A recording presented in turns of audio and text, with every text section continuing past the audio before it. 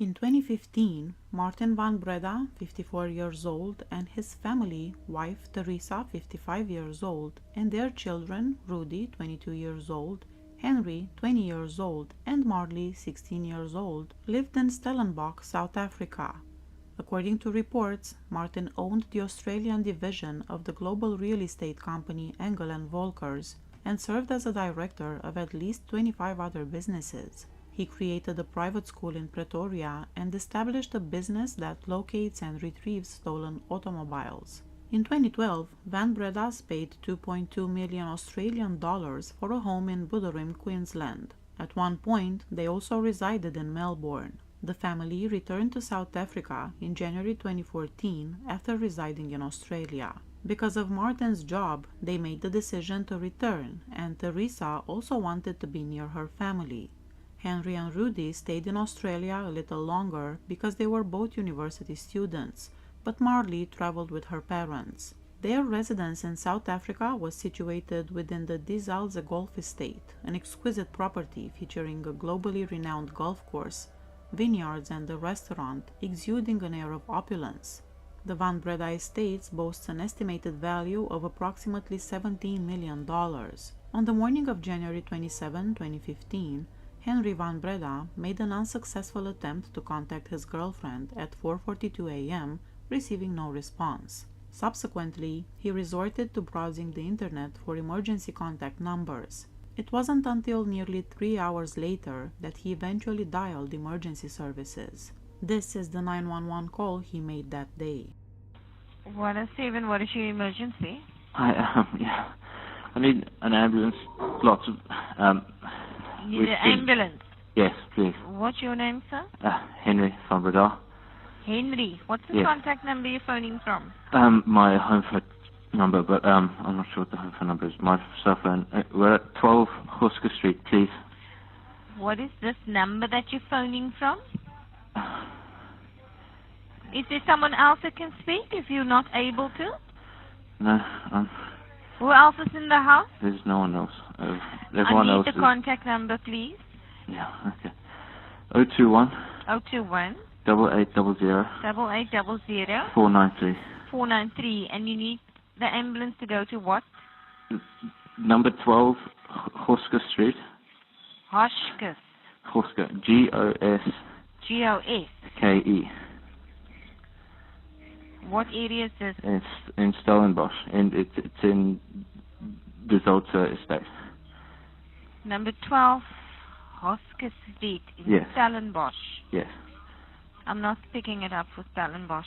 I'm picking it up for Boertesig Milnerton. We're in the Zolta winelands. It's an estate. D-E, and another word, Z-A-L-Z-E. D-E-Z-A-L-Z-E. Yeah, D-E. I'm not picking it up, for Stellenbosch. What area in Stellenbosch are you in? I don't know. That's all that. We're in Zolta winelands. It's an estate. It's a security estate. Are you sure it's 12 Hoskes Street? Yes, Hoskes absolutely. is in Boertesig Milnerton, eh? And you're saying you're out in Stellenbosch. Yes. What? And you don't know what area in Stellenbosch? I'm not sure how much more specific I need to be. 8800 Yeah. Just check the number. On police system, that number picks up. I'm picking up Bach Street, number 4 No. in Stellenbosch.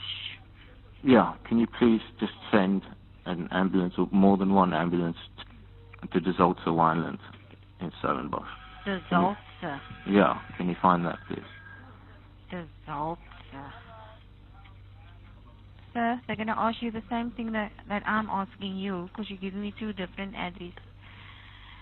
The Zolta in Wineland in Stellenbosch. The Zolta winelands is the estate. Stellenbosch is the town. and Hosker Street, number 12. Okay, Hosker Street, number 12. Is there a school or church near where you stay? A landmark? There's just the estate clubhouse, I guess, or the golf course. And what else? There's also a golf course. You mean the main road as you drive to the main road, I think it's the R44. What? R44. I think so, yeah, between Somerset West and Stellenbosch. On the R44, is there a garage, a school, a church near to where you stay? There's just across from the there's a mall. What's it called? Mall. No, not Eikenstadt Mall. There's a BP across from me. Stellenbosch. Going to the map, you say there's a BP. Yeah. Is that all you know, the BP garage? No other shop near in your area? I tried Desai Golf Club on my phone's maps, that's what it's called. Desai Golf Club. Yeah. It's the estate next to Techno Park. Next to Techno Park. It's by Jamestown as well. By Jamestown? Yeah. What is Jamestown? Jamestown's the next suburb next to us. What? And you the patient? No, my family is, someone attacked my family. Hey? Someone has attacked my family in my house. Okay, so you need the police or the ambulance. And an ambulance, please. Yes. Now, who is injured? I think everyone. Everyone in your house? Everyone, 4 people, yes. Adults, 2 adults? 2 adults and 3 adults and 1 teenage girl, yes. What are the injuries? Head injuries. Are they conscious? I don't think so. My sister's moving, but that's it. Suspects still on scene, there, sir? Sorry? Are there any suspects on scene? No, they ran away. With what were they attacked? An axe. I think I blacked out and I've just woken up. What an axe. Okay, stay on the line. I'm going to speak to the police. Thank you, but please send an ambulance as quickly as possible. Yes. Are you the only one that's conscious? You know, yes. The others are unconscious. Hold. Yes. I'm going to speak to police to check on your number, where you are. If you don't know your street name, you say. The street name is Hosker Street. Okay, I'm not picking it up on the contact number that you're giving me. Okay. Henry? Yeah. I've got ambulance services on the line now. Okay. So, he gave me a few different addresses. The one he's going to go with, he says it's 10 Alleman Street in Stellenbosch. Yeah, if you go to 10 Alleman Street, are you sending one there? Okay, tell me, what is the street name? My street name is Hosker, or Gosker. Okay, die straatnaam daar, wat die geval is. Ja, ja. Wat is die pad se naam? Gosker Street. G-O-S-K-E. Ja. In Stellenbosch. G-O-S? K-E, yeah. K-E. Is it a street name? Yeah. I'm trying to check this. Hold on for me. Krijg je deze straat? No. I get it for both. It's a moment. If you just, okay, number 10 Alleman is just past my street. If you send an ambulance to... Is it Alleman or Alleman? Alleman. Okay, spel daar even mee gauw. En wil ik die opkrijgen? A-double-L. A-double-L. E-M. E-N. A-double-N. A-double-N. So Alleman met 2 N's. Okay, I'm not picking up that one. I'll make sure. Let me just write it here on the thingy. Is it number 10, Alleman?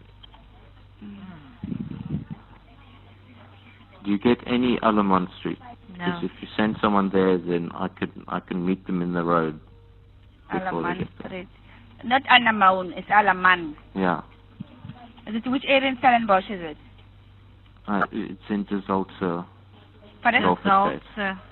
Bosbou. Wat de area in Stellenbosch is het? Dus- De Zaltse. Yeah, the Zaltse Gulf Estate. D-E-Z-A-L-T-S-E. D-E? Yeah. Z-E. No. D-E? So it's Z-A. so it's Z-A-L-Z-E. Zalze, okay. Yeah. Golf Zaltse. Estate. Golf, It's a Gulf Estate. Golf Security Estate, estate okay. type thing. Yeah. Okay. Okay, what kind of injuries is there? My family and we were attacked by a guy with an Oh. axe. With an axe? Unconscious it is. Unconscious, huh? Yes, and bleeding from the head, please. Okay. The address. Okay. Just wanted to get the right thing here. Oh, and hold on.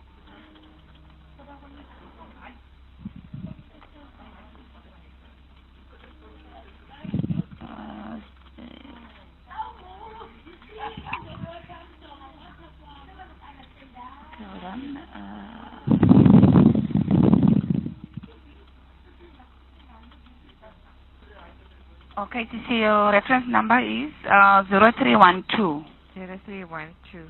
Yeah, you said the phone number is 072 835 2802. Yeah. Yes. Can you? Yeah, Okay.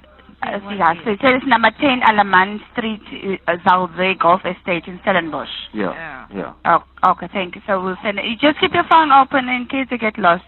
Yeah. Can you please? Okay. Send one. Yeah, here. they'll- Yeah, call on my mobile phone. Okay. On my Yeah. on my mobile phone, I'll be out in the street and I'll need Okay. the ambulance there. Okay then. Okay, thank you. How long will the ambulance take? It won't be too long. They'll send the ambulance out as soon as Okay. possible. Okay then. Okay. Thank you, sir. Okay. Bye. Bye. Bye-bye. Police swiftly responded to the location and discovered Martin, Teresa, and their eldest child Rudy deceased with fatal injuries caused by an axe. Marley, the youngest member of the family, suffered severe injuries and was promptly transported to an intensive care unit for treatment. Henry, on the other hand, was found with minor lacerations. Marley underwent months of hospitalization, enduring multiple surgeries, and subsequently received the diagnosis of retrograde amnesia, rendering her without any memory of the traumatic events. At the scene, both an axe and a knife were discovered, believed to have belonged to the Van Breda family before the attacks. Notably, there were no signs of forced entry as per the police investigation. Henry was discovered wearing only slip shorts and blood-soaked white socks.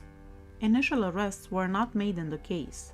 Marley's recovery involved extensive physiotherapy, and she eventually resumed school, though she was kept separate from Henry and lived with different family members. Rumors regarding Henry's potential involvement in the murders persisted.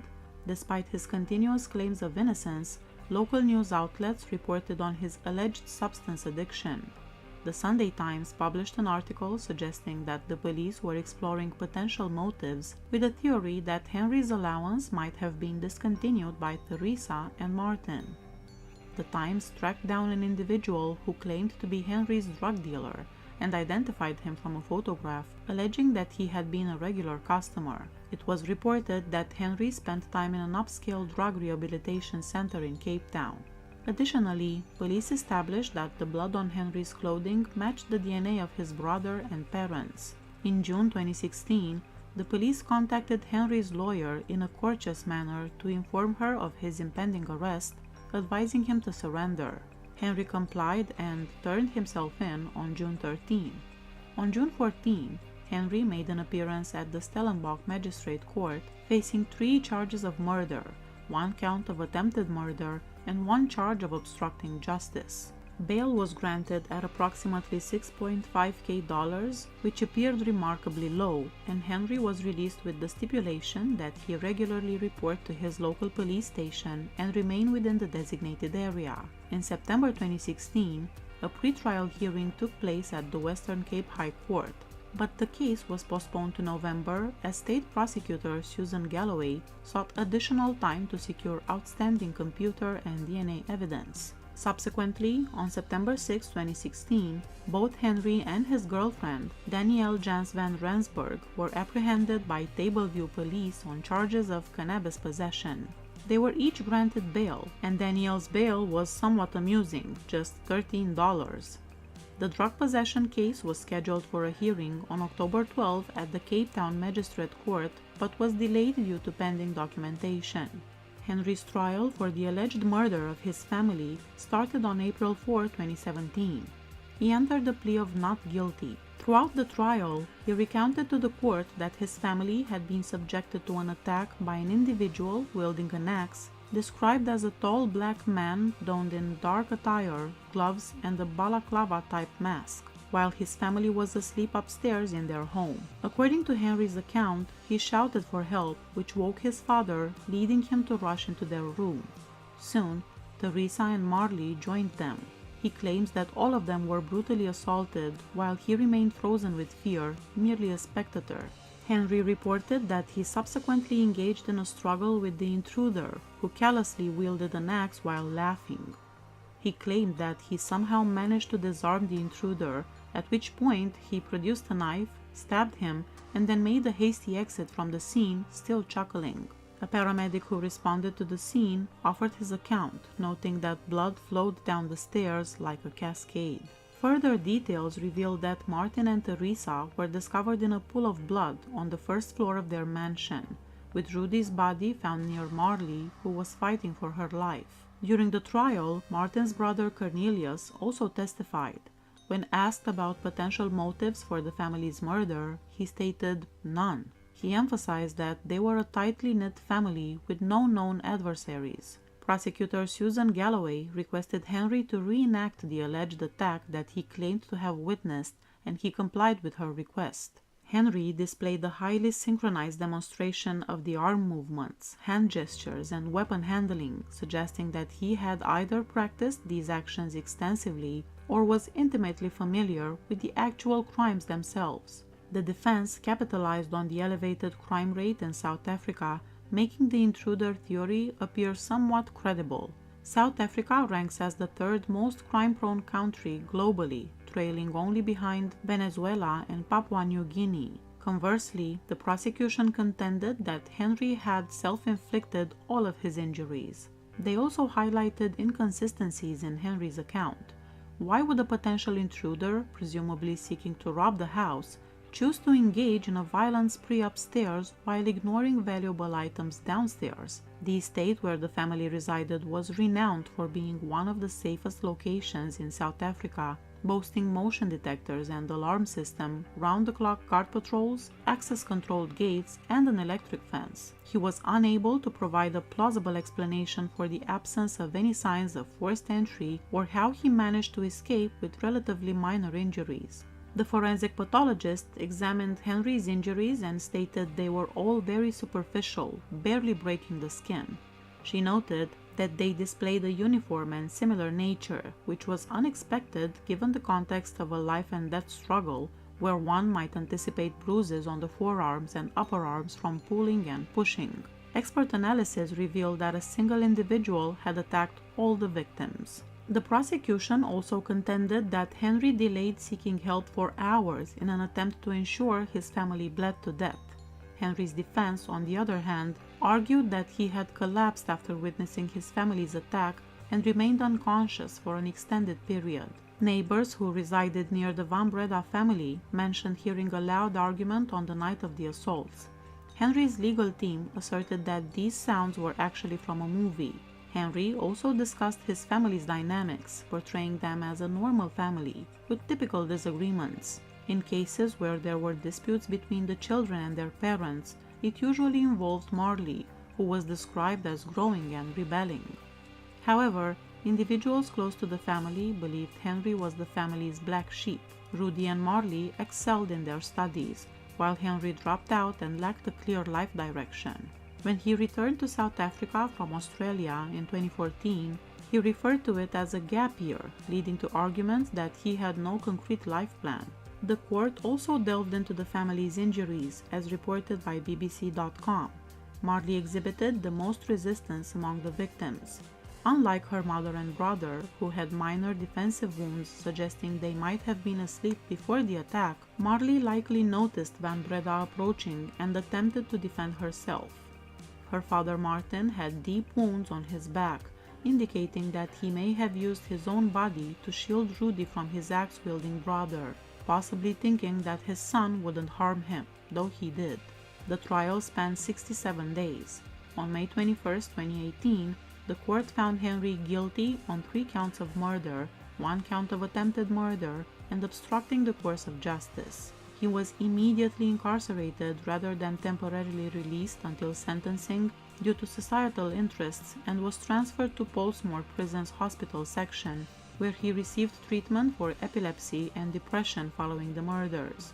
On June 7, 2018, Henri was sentenced to 3 life terms for his parents' and brothers' murder, and additional 15 years for the attempted murder of Marley, and an extra 12 months for obstructing justice.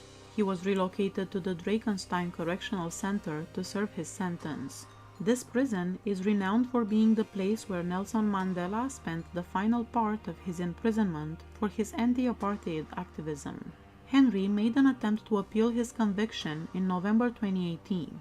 His girlfriend, Danielle, spoke with 60 Minutes Australia about the appeal, saying that Henri was incapable of harming anything, let alone committing such acts against his loved ones. The Supreme Court of Appeal dismissed Henri's application. There were several aspects of this case that made me think of the Idaho 4 case. Henri claimed to have been frozen in fear. He claimed that he passed out after the murders, and therefore that was the reason for which he waited for hours before he called 911. Doesn't this sound oddly familiar? I feel like it's very similar to what Dylan had to say about why she didn't call 911 when she saw the intruder. That's all I have to say. Everyone has their own opinions. Please hit that subscribe button if you like my channel. See you next time. Bye bye.